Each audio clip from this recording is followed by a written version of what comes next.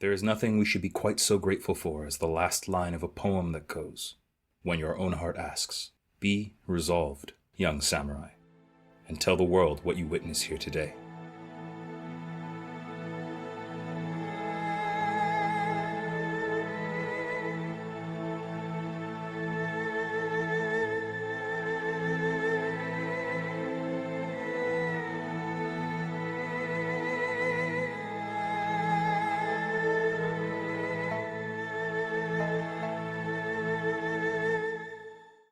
Do nothing but observe and survive to report. Your skills are insufficient for anything more, and your death serves no purpose. Welcome to our 10th episode explaining Legend of the Five Rings on the It's a Mimic channel. I'm Megan, and with me again is Roman. In this episode, we're going to be discussing the lore behind the rings themselves and the basics of the L5R edition system. How exciting. It's pretty exciting. Yeah. We front-loaded all the lore for so many different things. I bet people have been chomping at the bit. It was like, how does this work?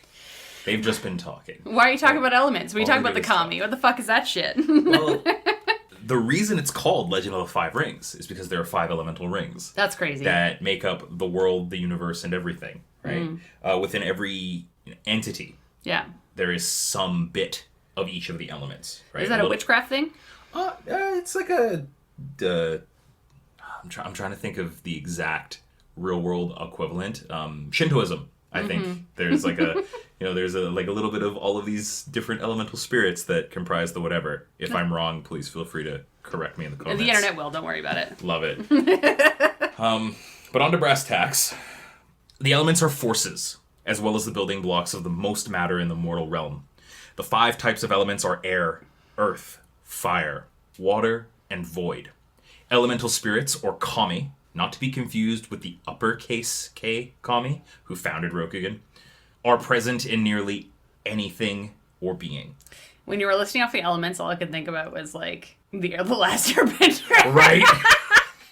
It's all I could think about. And Shugenja are kind of like that. Yeah, 100%. Yeah. Like, they're not as martially capable most of the time. That's fair. But they are benders, right? They do things. They bend things. Yeah, they do. use elements. Yeah, that's fair.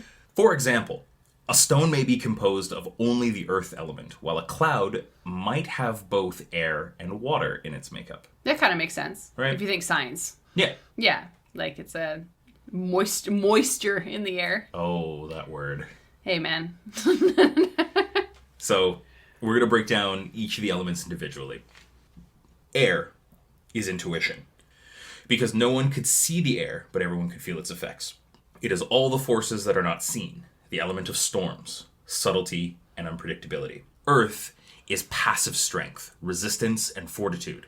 All life blossomed from the earth, and one day must return to it. So it was the element of healing, regeneration, and renewal. Fire is active energy, activity, motion, action, and force, inspiration, illumination, and clear thought.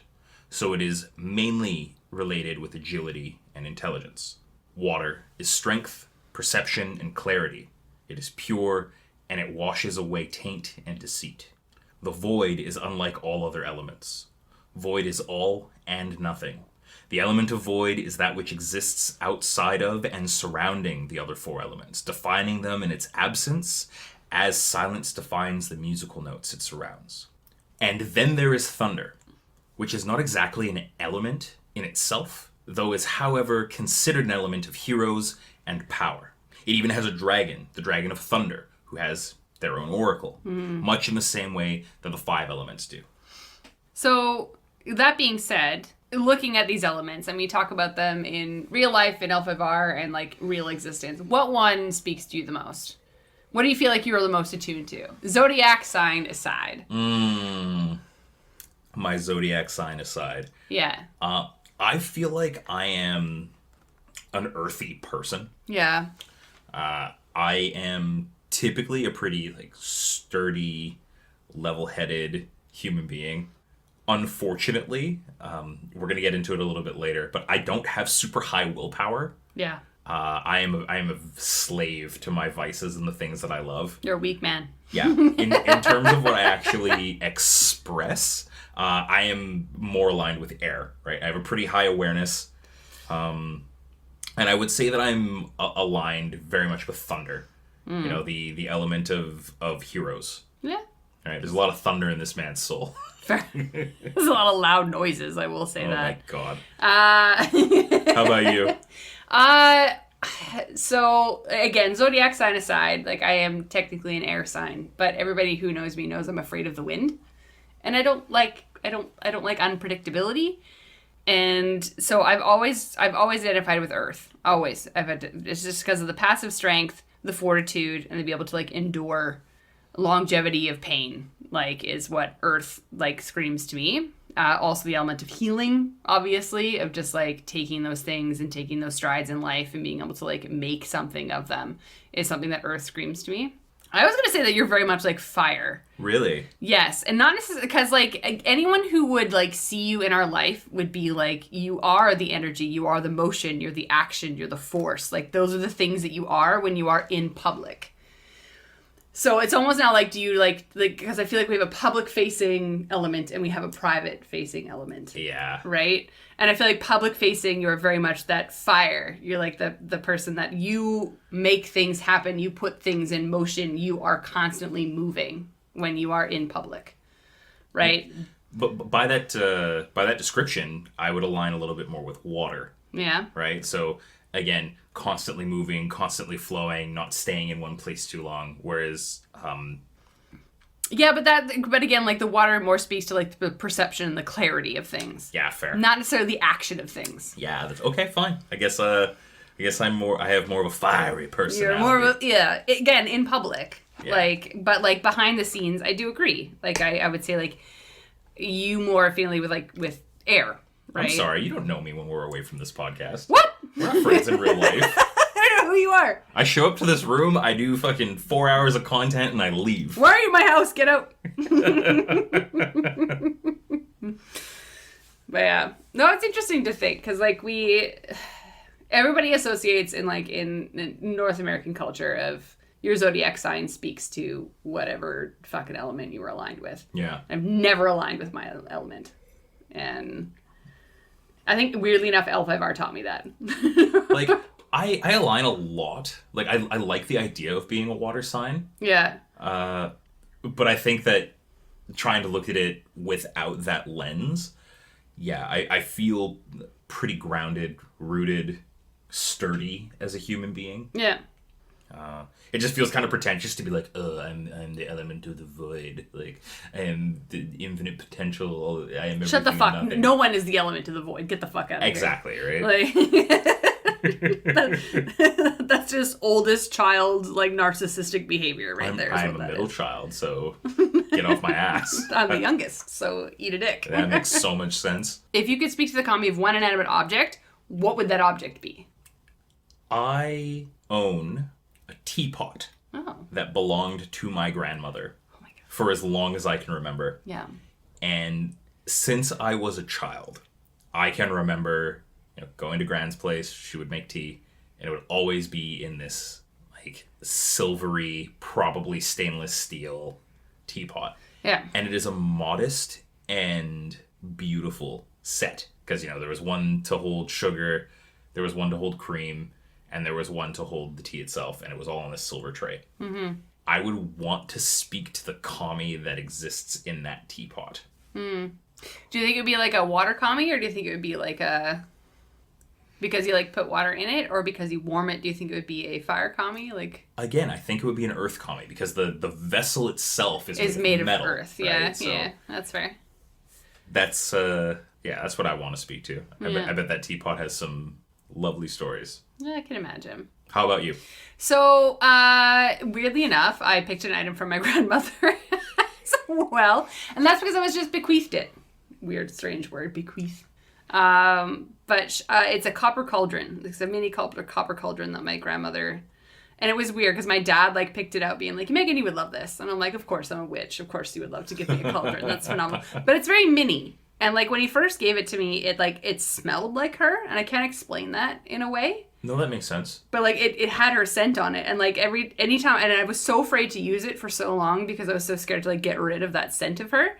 And but every time I've used it since for other one rhyme or reason or what have you, it's always maintained its scent. So I would like... That's cool. I know. So I would love to speak to whatever kami is within that item, because it still has that grounding presence to it. As much as you will probably hate me saying this, that is air kami behavior. Yeah, and that's what I mean. Like, and I'm communicating without words or visions, communicating through the other senses, that is air kami behavior. Yeah, 100%. So like, but like it's an item that I'm very happy that I was given, and like it's when this question was asked, I was like, the first thing that popped in my head was that item, right? Absolutely. I would want to speak to whoever owns and speaks to that item. But yeah, so as we talked about the elements and what they kind of represent within the game, but obviously when it comes down to being a role-playing game, these do add statistical requirements within the game. So I think we're going to start breaking down kind of like which element represents what statistic. Each of the rings is separated into a physical attribute and a mental attribute. So for fire, you have agility and intelligence. For air, you have reflexes and awareness. For water, you have strength and perception. For earth, you have stamina and willpower. Each has a physical trait and a mental trait that defines the way that the ring interacts with the world. Yeah. Right? With air, it represents how quickly a character can react to sudden stimuli, as well as a character's intuition and empathy. Air is used to determine the initiative score, and the air ring offers a small defensive boost with more flexibility. Fire is not used to derive any stats, but the fire stance is used to attack more aggressively at the cost of some defense. Fire is the ability to move with style and grace, along with the ability to gain new knowledges and put them to use. Fire is not used to derive any stats, but the fire stance is used to attack more aggressively at the cost of some defense. Water is a character's raw physical power, and their ability to perceive the world around them using their 5 senses. Water is used to determine how far a character can move in combat, with the water stance being the most well-balanced. Earth represents how long a character can press their physical and mental reserves to their limits. Earth is used to determine wound ranks and recovery rate, and the Earth ring provides a sizable defensive advantage at the cost of being unable to act. The Void ring, which we will discuss at the end, provides something entirely unique. Yeah, well, that's fair. So we're going to only talk about like the 4 elements at this point. For now. For now, yeah. So like there's fire, water, earth, and air is what we're going to talk about for now. So keeping that in mind, so again, when you're building your character, you're going to utilize these stats much like you would in D&D. If you're thinking about those listeners that are used to the D20 system and like picking your stats, picking your like what you're going to add to what your background is. In L5R, these are the elements that you utilize to bolster your agility, your strength, your stamina, and your reflexes, and so on and so forth. Like it's what builds your character numerically. Yes. Right? And so when you take that into consideration, and speaking of what each one represents, what do you feel like is the easiest to roleplay when you're doing a campaign or building a character? Fire characters, when built properly, are really easy to play. That's fair. Because you only really have to lean into one of the 2. Yeah. It is unique that you will find fire-heavy characters that are both agile and intelligent. Mm-hmm.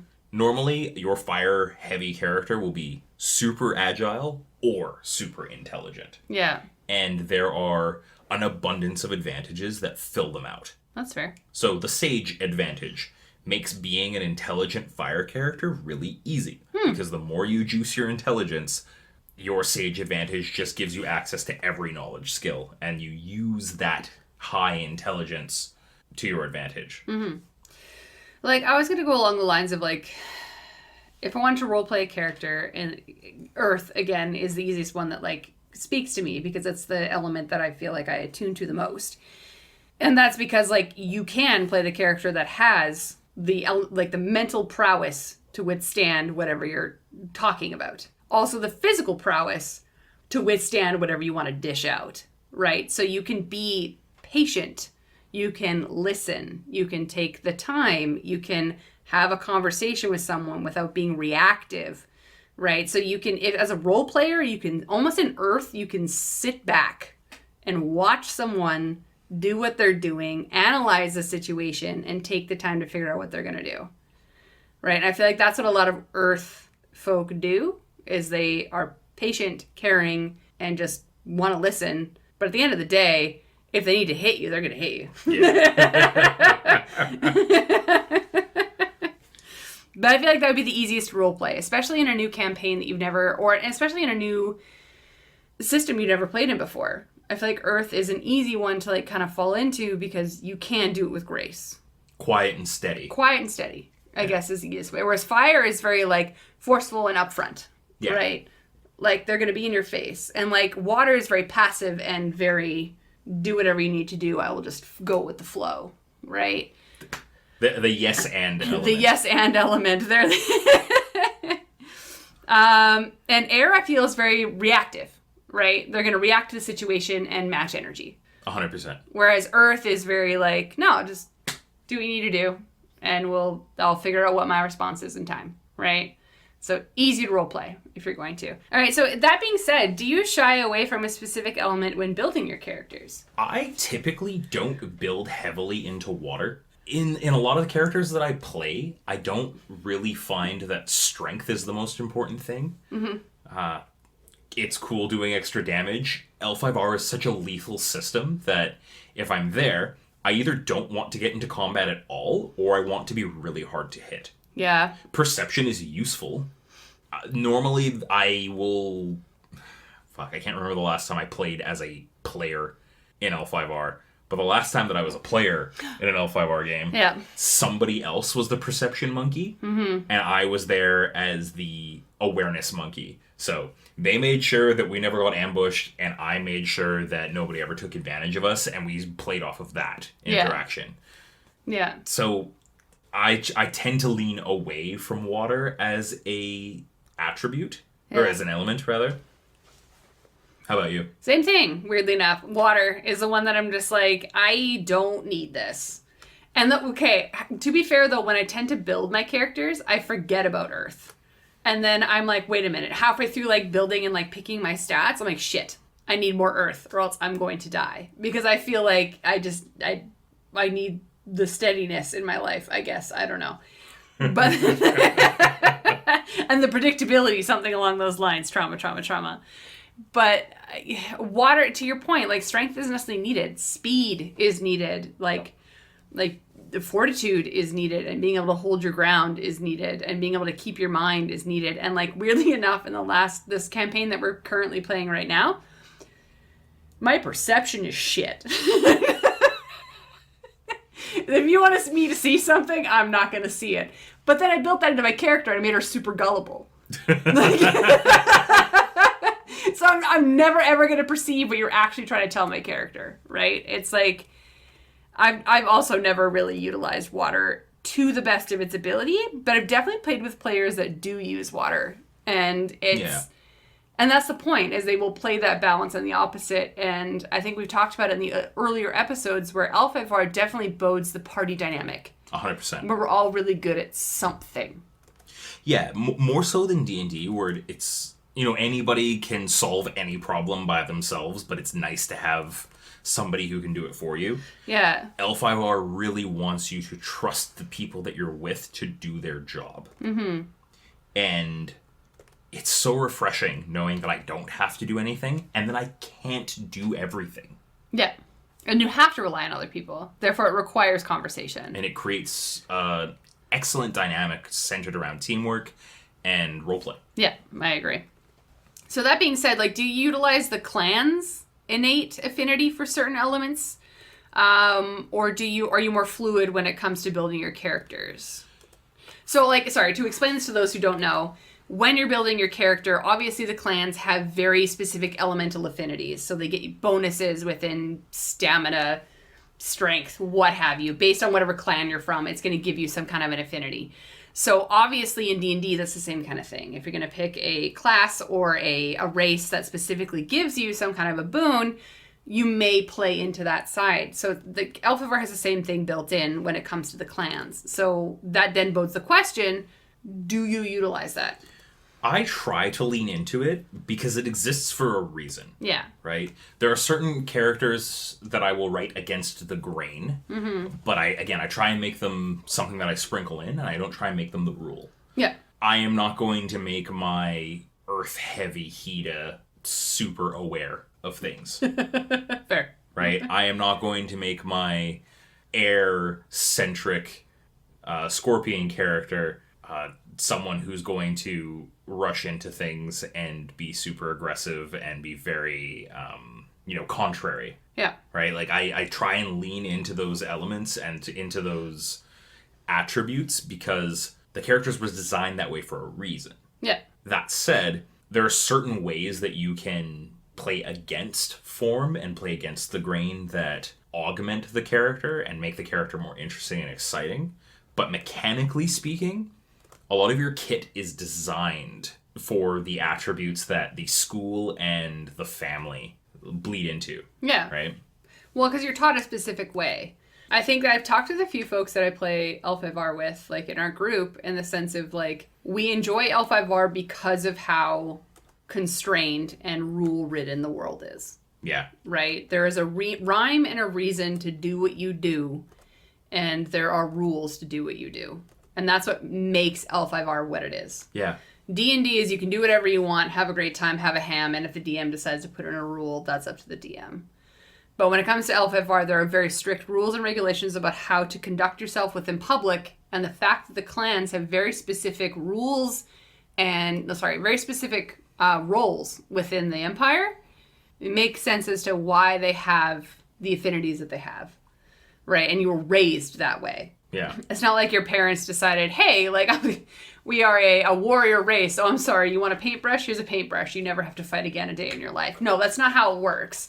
You're going to learn how to fight, but your personality in the background might be that, yeah, I like to enjoy an art show every once in a while. You know what I mean? Your daddy shot arrows. Your granddaddy shot arrows. You may shoot arrows. Did you know that your great-granddaddy also out here shooting arrows? Yeah. Most of your kids, guess what they're gonna do? Probably shoot some arrows. But, like, and to your point, I like playing my characters against the grain, and I think that's where the social aspects of your character really do play into, like, how you develop and build your character. Because, yeah, your role might be, and, like, to my point, like, I built a unicorn character whose role in life is to be a battle maiden who rides a horse and kills her enemies. But she's happy as a fucking clam and wants to be friends with everyone. Yeah. So that's where the personality aspect comes in, and where the background comes in, and choosing your adds and disadds comes in. But when it comes to choosing your affinities, I do prefer to lean towards more what my clan and what my school has given me, and then utilize everything else to build the background and the way I play my character. Totally. Right? But I think we've kind of discussed it, but like to the point where is there wiggle room for people to explore outside that? And like there is. Yeah. And it's complicated because when you first start playing the game, the easiest thing for you to do is just play true to form. Yeah, agree. Right? Yeah. The first time that you try anything, you should try it as intended, try it as designed. But the second time, the third time, the fourth time, you can start messing with the formula a little bit and adding in your own little flares. And maybe I want to play a more inquisitive Hida. Maybe I want to play a more violent Phoenix. Yeah. You know, like there's so many different directions that you can take a lot of these characters because they have such well-defined roles and positions in society. Mm-hmm. And so when you know what you should be doing, it's easy enough for you to say, well, I want to do this instead. Yeah. Or I would like to do this but, or I would like to do this and. Yeah, and I think that's a great way to play on the role-playing aspect, because when you're in public as those characters and they see that you're a Phoenix, they expect you to be a little bit more, in public, passive, accepting, and, like, having a conversation. They're not going to expect that you're going to run them through with a sword in the first sentence they say to you. Right. This dude comes up to you and he starts talking shit and because he thinks he can get away with it because you're a Phoenix. You're like, nah, man, duel me right now. Yeah, like, right? Wait, what? What? Let's throw hands on the street. There's a magistrate over there. We can make this legal. Let's go. We throw hands. This is a great day to die. You trying to die? Well, and I think that we in our group of friends and that play tend to do that a lot, right? We know what our front-facing character should be, But we have this underlying sense of like, well, if you talk shit, you're going to find out. Yeah, talk shit, get hit. That's what's up. Fuck around, find out, right? So there is wiggle room for that. But to your point, I do agree that if you're going to be playing this for your first time, play true to form so you can understand it. Because the beauty of L5R is the fact that there are so many rules and regulations that make you play within this smaller sandbox because you want to experience the world as it is. This is part of why I try to disincentivize people from playing not necessarily lower honor clans, but the more fringe clans for their first characters. Yeah. Because you want to play someone who adheres to the rules. You want to play somebody who is a part of the society that runs the empire so that you can understand how the empire works. Because you can't properly subvert it and act weird if you don't know what weird is supposed to look like. Yeah. Otherwise, you're just playing D&D. Otherwise, you're just playing D&D. All right. So now that we've kind of talked about the elements and how they affect your characters and kind of slightly how they build them, we're going to go into a bit of the combat and the mechanics of the game. Finally talking about the mechanics of the game. Fuck a D10 system. You know what? No. The D10 system is crisp, it is clean, and I will live and die by that statement. I love that for you. The whole system is centered around the idea of roll and keep. So whenever you make a roll, you make a pool of dice, typically derived from a trait and a skill. You roll that entire pool of dice, and you will keep dice equal to your trait. So, as an example, let's say you are going to be doing a investigation perception roll. You have an investigation of 5, but a perception of 3. You will roll 8 dice, and from those 8 dice, you will keep 3 of them. However, anytime you roll a 10, you get to explode that die. So you take that die and you put it aside. And you take another die and you roll that die. And you add the result of that die to that 10. If you roll another 10, you keep rolling until you stop rolling 10s. Yeah. The roll and keep system is really cool because it allows you to turn a 5k2 into a 50. It also allows you to choose whether or not you would like to make your rolls high or make your rolls low. On one side of your pool, you may have 45. On another side of your pool, you may have 15. And let's say you want to fail on purpose, you have that opportunity. You can choose to make your rolls worse or better. Yeah. Another important aspect of the roll and keep system is raises. So let's say we have a target number, right? Or a DC for all of our D&D folks. In L5R, an average target number is about 15. I know I'm going to hit this 15. Yeah.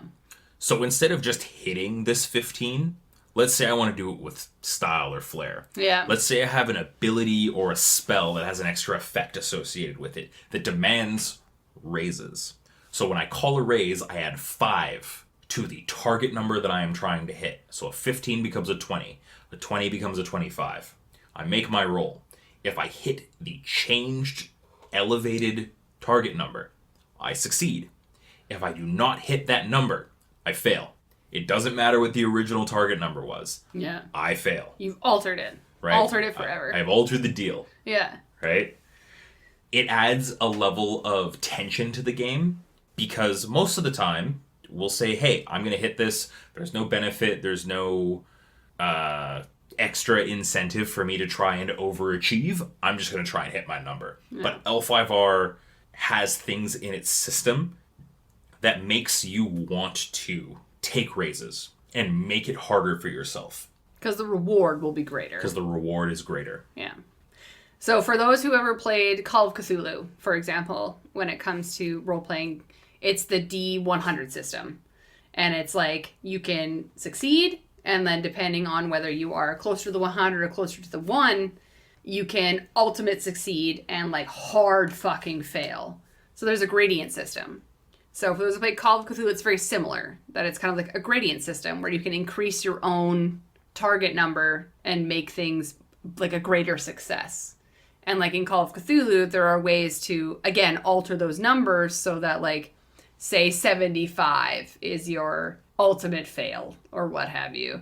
and you want to shift that so you have a greater window, you can. And so L5R offers that same kind of grace where you can alter your own success windows to make something more amazing and more cinematic pop off. Exactly. Right? Yeah. If I wanted to cut off someone's ear, as opposed to just hitting them, I would have to call raises to target the ear. Very specific point, yeah. If a lot of the combat maneuvers in D&D, if they existed in L5R, would require raises to accomplish them. Yeah. Right? It's not just, I'm going to make a skill check. It's, no, I'm going to make my roll as normal, but it's going to be harder. Yeah. And I kind of like that about it, because you don't have to think about, oh, well, what role is associated with this? What skills do I have to augment for this? No. It's the same stuff. Mm-hmm. You just make it harder. Yep.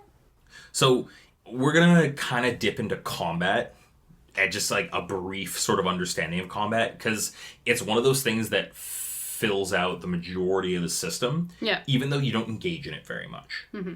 The initiative in combat is determined via your character level or insight rank and your reflexes. So the roll is insight plus reflexes, keep reflexes. Let's say you're level 1 or insight rank 1. You have a reflexes of 3. You're rolling a 4, keep 3. Very straightforward. Yeah.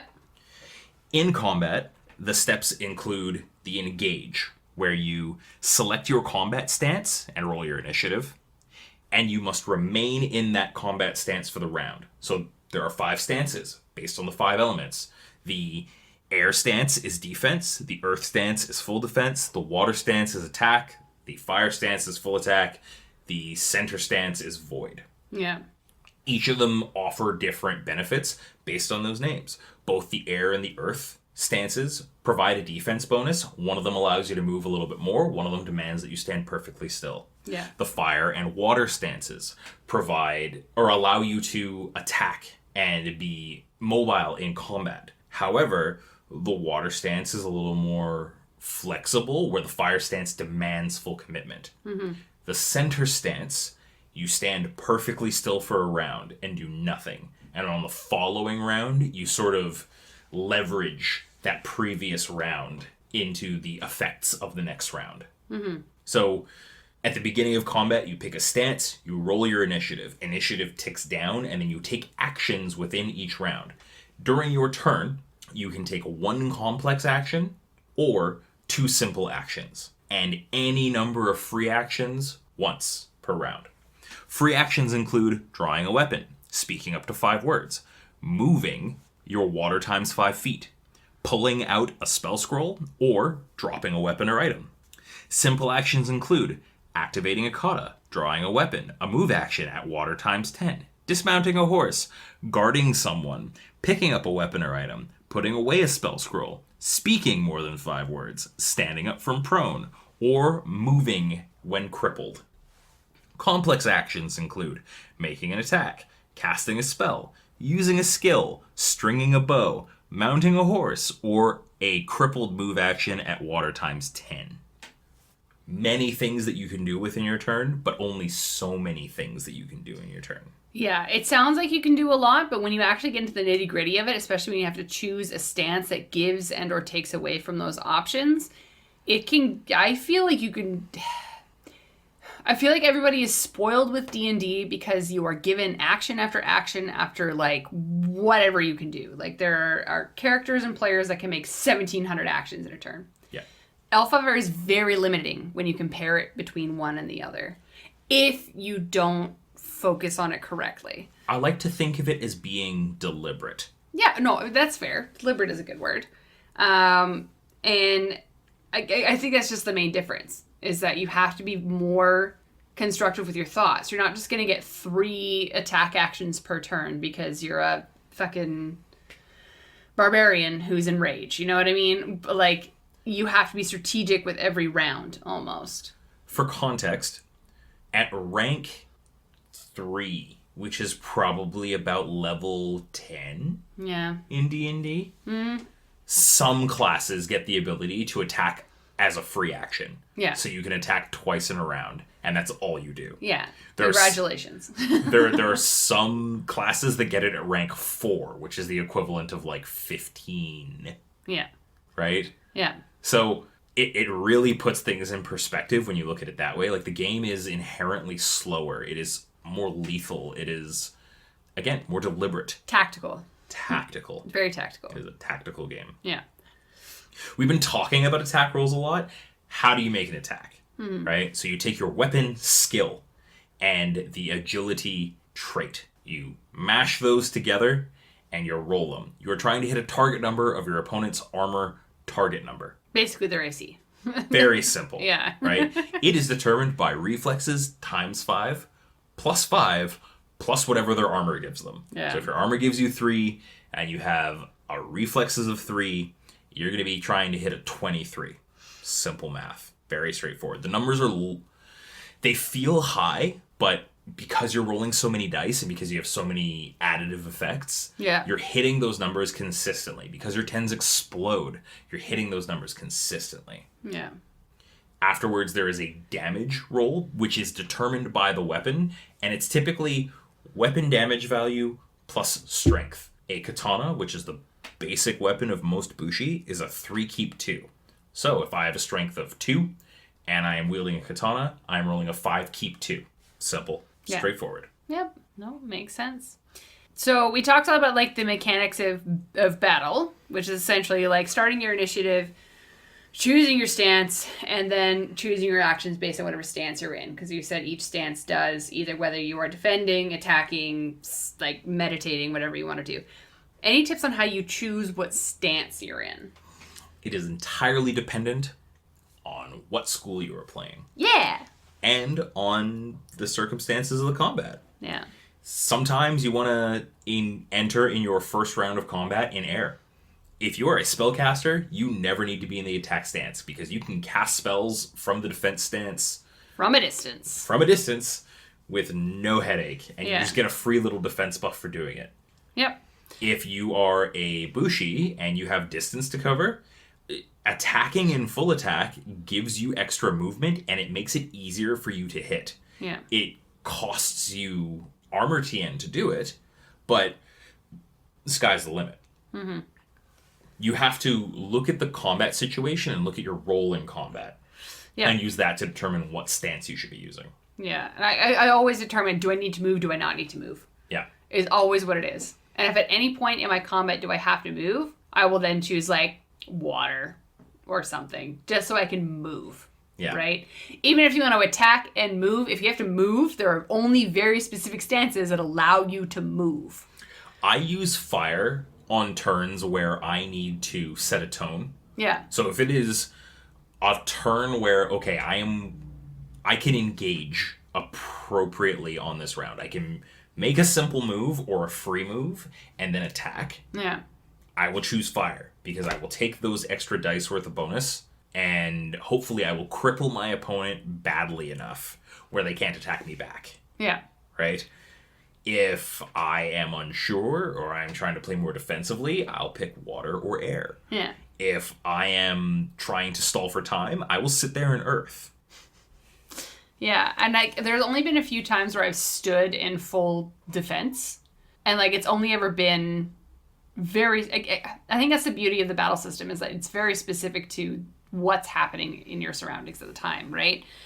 So that being said, what makes you like this battle system more or less than other role-playing games you've played? I like that it is more stripped down. Yeah. It doesn't demand a lot of you. It's, where is my character? What's the one thing that I'm going to do this round? What's my intention? What am I trying to do? Do my rank techniques affect it? Do I have any kata or kiho active? Can I do the thing? Okay, I do the thing. Do I want to use a combat maneuver? I'm going to use a combat maneuver. Yeah. It's very cut and dry, and you only do a thing or two every round. I don't have to think about, well, because I'm wielding a lance and I'm at this range and there's 4 guys in front of me, none of these guys can move into me. If they move past me, I get attacks against all of them. Oh, but I've already used my bonus action. There's so many things to think about all at once. Yeah. And I feel so I rag on the D10 system and how this system works versus D&D a lot. But I think the thing that I enjoy about it the most is it is very rare that I will get to my turn in combat and my plan has changed. Yep. So, and those who have played D&T will understand this in the sense where, like, you'll plan out a process of how you want to play out your role. I'm going to do this, I'm going to do this spell, and I'm going to do this attack, and I'm going to do this, I'm going to move here, I'm going to do this. Then your players do their shit, and your whole plan has to change. Because this guy died, this happened, this guy popped off a spell over here with an AoE effect that I can no longer stand in. And, like, it's frustrating in D&D combat when you can only plan so much, and then the DM gets frustrated because then they're sitting there like, why are you taking so long to pick your turn? And it's because the whole fucking battlefield changed in 6 fucking seconds. What do you want me to do? Whereas I feel like L5R does give you that opportunity to take the time, and everyone is taking that time to be more strategic and tactical with their movements. So it's very rare that it'll get to my turn and my plan has changed. Yeah. And like that, I feel, is the only thing I will give the D10 system. One of the things that I wish L5R did a little bit better was make combat feel a little bit more unique. Yeah. From school to school. Because most of the times it's, oh, because I'm wielding this, yeah. I get a little bonus. Or because I'm doing this, I get a little bonus. Yeah. There aren't as many unique effects like the Paladin's Smite does not exist in L5R. Or the Ranger's Animal Companion. It is a very niche thing that exists with maybe one school in L5R. The cool things that a lot of D&D classes can do and the ways that they can interact with combat is completely stripped away in L5R. Mm-hmm. For the most part, some of the coolest stuff that you get to do is like sneak attack in D&D. Yeah. And while I'm willing to accept it for a little bit of ease of access, it doesn't always make combat the most exciting, which is part of why I don't run it a ton. Yeah, that's true. And again, it can get overly complicated when it comes to how much there is available for D&D players, right? Whereas L5R is very simple and specific, and every character has the same access to the same skills. Yeah. It's just whether or not you delve into it or not, right? I think is the difference. So, some fun stuff. So, what is the most entertaining battle you've ever entered, and what made it fun? The most entertaining battle that I've ever entered, or the most entertaining battle that I've ever run? Sure. Okay. So, one of the more entertaining battles that I was thrown into as a player was, there was a character, she was like a shrine maiden that we were trying to save, and we were under the assumption that she was a blood speaker. And so she was on one side of the field and we were on the other side, and we had to try and make our way towards her while fighting against zombies and other stuff and try and talk her down from being this blood wizard. Well, it turns out that she was unconscious and being marionetted by the actual blood speaker. Mm-hmm. And so we had to make rolls to try and figure out, hey, is this person... like, this person's moving kind of weird. Is this actually the person that we're fighting against? What else is going on here? The most exciting combat that I've run, in, like, the traditional combat sense, was a group of kind of, like, rangers. Effectively, like, L5R rangers. Yep. So, them and their animal companions all working their way through a forest, trying to hunt something down, but also being hunted at the same time. Mm-hmm. And I found that to be really, really cool in like a, how can we be stealthy, but also hunt down our quarry. Yeah. Right? Now, I say using the aspect of like your environment when it comes to L5R is very big. So like one of the most entertaining battles we've ever done for myself was when we did like the naval battle. Yeah. And like being on the ships and what that looked like. Because we had to... for players that didn't necessarily fight, maintained the ship. Yeah. Right? Like, and I feel like that was a little bit of a homebrew, a little bit of a mix of like us actually playing out like the actual proper L5R rules of battle, because some of us could fight, some of us couldn't. So you were able to balance that with skill checks, or like, well, if you can't fight, well, then on the ship you're going to want to repair this or do that or what have you. And I thought that was very interactive, and at least very... people, again, who could not fight could actually engage in the battle and weren't just sitting behind. Like your Shugenjas or not your Shugenjas, but like your courtiers that weren't going to like go toe-to-toe or sword-to-sword with a pirate are going to be like, okay, well, no, I'll like plug this porthole so it doesn't like flood the ship and we'll be fine. Yeah. Right? Like there was things that you could do. And D&D does bode for that as well when you talk about like naval battles or forest battles or like chases, and like there's rules for that in a lot of systems. But I find that because L5R is very specific to certain skills, and because you can roll anything and be somewhat good and or terrible at things, it still keeps you engaged as a player. Well, and to touch on that as well, because D&D is a system where everyone can fight. Yeah. It is a system designed around combat. Yes. L5R is a system that has combat. Yeah. L5R doesn't care if you show up to combat and you don't have a single weapon skill on your sheet. Yeah. Go figure out what you're going to do. Yep. So in situations where there are a bunch of people fighting and there's a bunch of other things that need to be dealt with, when people need to be sorted and when orders need to be barked, your non-combative characters get to shine in those moments just as much as your combative characters do. Yeah. Which in in D&D, your non-combative characters still probably carry weapons on them. Yeah. Still probably have a couple attacking actions on them. Your singing bard can fight. You know what I mean? Like your wizard is never defenseless. No, and that's the thing, is no one is defenseless in D&D. Whereas in L5R, there are many people that are technically defenseless. Can they wield a katana because they're a samurai? Sure. But is that what they're good at? Absolutely not. And are they going to utilize that their first skill to defend themselves? No. They're going to use their speaking skills. They're going to use their determination. They're going to use their mind. They're going to use their puzzle solving skills. They're going to be your project managers. You know what I mean?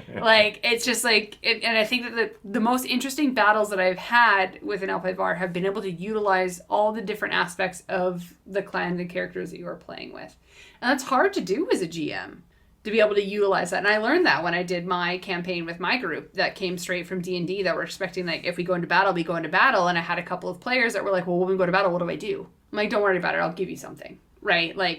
Because L5R forces that mental capacity that you have to be able to figure out what to do when you cannot wield a sword. Yeah. Right? So... Anyways, we've talked a lot about the 4 elements, and we did say we were going to talk a little bit about the 5th element, which we consider to be void, and what void points are within the game. Yeah, the elusive 5th element in the room. The void. The void. While the most ethereal of the elements, it also holds the most potential for power. Void is at once both everywhere and every when. Unlike the other elements, void does not have separate stats, but it provides void points. Now, void points are potentially my favorite part of the L5R system, in that it is a 1-to-1 exchange with your void trait. So if I have 4 void, I have 4 void points. They can be spent to give a 1k1 to any skill, trait, spell, or ring roll. To temporarily gain a skill for which you are unskilled, to give a 1k1 on a damage roll with a katana, to reduce damage by 10 points, at the start of the combat round to increase your armor target number by 10, at the start of a combat round to increase your initiative by 10, or at the start of a combat round to switch initiative with a willing target for the remainder of the skirmish. So much flexibility. Yeah, and to bode to our D&D players and other role playing, this is your inspiration, is what void is, right? It's your inspiration dice. It's your extra additive to make something pop off if you want to make it pop off. Is the easiest way to describe it. There's more to it, obviously, when you dig deep into the options and opportunities that you have that void points can give you. But that's a brass tacks. It's inspiration, right? But every character gets it. They start with a pool of it. Yes. Because all of your stats start at 2. Yeah. And then depending if you decide to level up your void ring, because it's a ring. It's one of the 5 rings. Correct. So you can level it up as much as you want. It's more expensive to level it up. Yep. But you can. And then that gives you more void points within your gameplay. So you can utilize it more often than other players if you want to. Again, speaking to it as it's almost like an inspiration where your characters can do things that they wouldn't normally do them extremely well. Do you feel as a GM, would you deplete this on purpose? Oh, I do all the time. On a regular basis. I try to make sure that I put you in positions where oh man, this is looking kind of tough. I should probably spend a void point on this. All the time. It's extra hard. You might want to do that. Yeah, like... oh, this is looking pretty rough. Like, oh, you don't normally do this. Do you want to spend a void point? Like, because that's what they're there for. There's so many ways of recovering them. Yeah. Beyond just, oh, I take a nap, wake up the next day, and I get all my void points back. Like, you can have a tea ceremony. Yeah. Which recovers void points. Oh my god, I gave Adam a tea ceremony and he died. You can meditate and it recovers void points. Like, there's so many ways to get them back. Yeah, that's right. If you engage with the way that the world works. Yeah. And like, fuck it, I'm taking your void points. Yeah, and that's the thing, is like as players in D&D, you constantly want to take away a big bad's legendary actions. It's the same shit in my mind. It's like you want to do things so egregious and expansive that it requires extra for them to like reap from the pool of awesomeness, right? Because again, you can utilize a void point to make yourself skilled in something you were not skilled in before. I've never folded a paper crane before, but this void point says that I can. Today, I'm going to do it great. Tomorrow, probably not so much, but today, it's going to be great. Yeah. You know what I mean? What is the most common use of void points that you've seen? It depends on the game. Yeah. In combat-heavy games, I negate the first 10 wounds. Yeah. Oh, void it down is what I always hear, yeah. I'm going to hit you. You hear me roll a bunch of dice. Yeah, I void it down. I void it down. In less combat-heavy games, the 1k one is super strong. Yeah. If you're ever caught with your pants down, yeah, give me the 1KO on this thing that I've never done before. Like, I don't really find that people swap initiative order often in combat, unless it is, here's this courtier who's rolled like a god and is going to be acting first in combat, and there's the super heavy hitter who rolled like dirt because they didn't invest in air. Hey, I spend a void point and I swap with Buddy, and then Buddy goes and bashes the bad guy in the head. Yeah, and I think that's a great moment to say to anyone who's deciding to GM L5R for the first time, initiative order changes constantly. Yep. It's not like D&D where you set your initiative order and then you go. No, in L5R, it is constantly shifting, it is constantly moving. I got myself a whiteboard, and that is what I did to try and figure out how to make sure I maintained where people were in the initiative order. A cool thing that I saw is on the GM screen, you get little pieces of paper that you fold over, and you put them along your GM screen, and then you have one point of your GM screen, which is top of the initiative. Yeah. And then when people move, you shift them around on top of that border, and it's really cool. Unfortunately, because L5R is very numbersy in its initiative, it's not just, okay, well, you're here, or you're next, or you kind of need to know, is this a 24, or is this a 27 compared to this 30? Yeah, because, like, some characters will be, like, and to the point, like, the last campaign and game that we played in, the character that we have in our game specifically gave at the top of the round an extra 5 or an extra whatever to whatever character he chose during his turn, which meant it changed the initiative order for the next round. So you had to know, okay, well, I'm a 34, which means I'm going to be a 39 for the next round, which means I'm ahead of this person, but not ahead of this person. But I have to remember, because next round I'm going to lose that 5 because you're going to move it to someone else. Yeah, I pick this person to gain 12 initiative. Yeah. Okay, cool. Well, I was a 28. Now I'm acting on 40. Like, okay, cool. Yeah, it's not, I think that's the only biggest learning curve I had going into, like, DMing for L5R, was that, like, the initiative is fucked. And void points, again, can manipulate that. And, like, the bookkeeping isn't impossible. No. It's just something that you need to accept. It's a learning curve. Right. And it's like, how am I going to track this better? So people just do it pencil and paper. I used a whiteboard for mine. I only had a little, like, I think it was Mieka from our podcast actually, like, had, like, a little easel that I cut out that I wrote everybody's name on and what their number was. Well, I've been thinking of making cards. Yeah. So, at the bottom of it, there would be a space where I could write a number. Yeah. And then you just stack the cards in order and then add in cards for dorks. And so I imagine that all this might feel really confusing and complex for people. I have put together a cheat sheet that I give to all of my players and that I find really interesting. For those of you who are interested, I'm sure that we could make it accessible so that people could look at it and actually visualize some of that information. I don't know if there's a place where we can throw it up where folks will have access to it, but I'm happy to make that resource available. We could definitely give the resource to like our Patreons or something around those lines, but it is helpful because I used it when I ran my first, and it was helpful to me when I ran my first campaign of L5R, because sometimes like combat is not easy to run if it's your first time doing it. Yeah. And don't get me wrong, with every role-playing game on the planet, it's the same concept. Like, it's not easy to learn a new system and then learn how to do it and then learn everyone's roles within the battle system as well, right? Like, within D&D, you're going to have a wizard, you're going to have a fighter, you're going to have a barbarian, you're going to have all these things. Same thing with L5R. You're going to have a courtier who's going to not want to fight. You're going to have a Shugenja who's going to take 7 rounds to pop off a spell if they don't know how to do it effectively. You're going to have, you're going to have the Bushi that choose the wrong stance and can't move, right? You're going to have these things that happen that you're going to have to be able to navigate. And that sheet, weirdly enough, was the easiest thing to help my players utilize. So yeah, if people have an interest, let us know and we'll see if we can find a way to get it to our Patreons at least. But it's a great resource to use. And I'm sure there's many resources out there. This is one specific to 4th edition. Yes, this is specific to the 4th edition. And this is specific to combat within the 4th edition. Yes. Yeah, very specific to combat. Like, again, like this whole episode we talked about, it's about stances, how stances work. It's about void points, how void points work. Simple and complex actions, which ones fall within each. It's kind of all in a one-shot cheat sheet, which is very useful. It also includes an optional rule for something that I like to call karma, but we will discuss that later on when we go into the homebrew episodes. How exciting.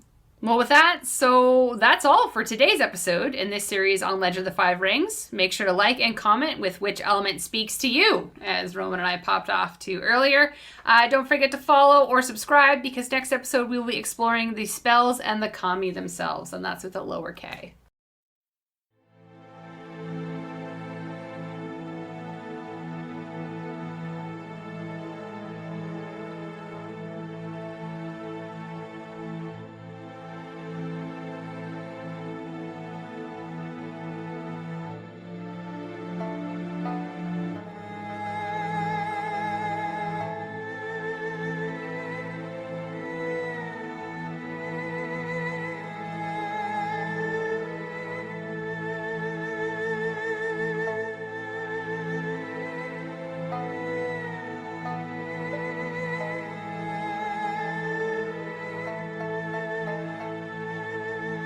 When you're resolved from the beginning, you will not be perplexed.